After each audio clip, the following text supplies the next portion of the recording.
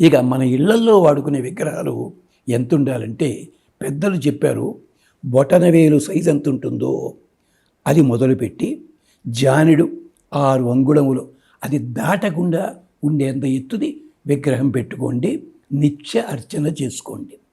ఎప్పుడైతే మీరు జానెడు దాటి ఉందో దానికి ప్రాణప్రతిష్ఠ చేసి తీరాలి.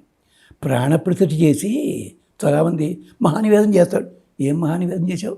దీంట్లో భార్యాభర్త ఇద్దరు తినేది గట్టిగా కేజీ ఉండదు, ఇది మహానివేదన. మహానివేదన అంటే శివపురాణం చెప్పింది. 50 మందికి సరిపడా అన్నం వండాలి, 4 కూరలు 4 పచ్చళ్ళు 3 స్వీట్స్ చెప్పింది శివపురాణం. దాని పేరు మహానివేదన.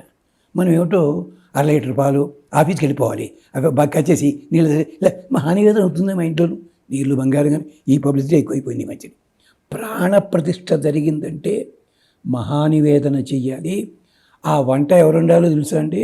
ఆడవాళ్ళు సంతోషపడతారు, మగవాళ్ళే వండాలి ఆ వంట. ఇన్ని నియమాలు ఉంటాయి. అందుకని విగ్రహం సైజ్ ఎంత అన్నది ముఖ్యం కాదు. అక్కడ నీ భక్తి అంతా చూసుకో. బొటనవేలు అంతుంది, ఏమన్నా ఊడిపోతుంటామండి, పూజ కుదరదు.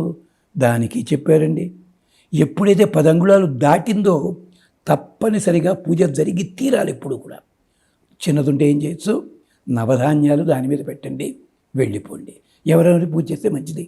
ఇన్ని నియమాలు చెప్పారండి.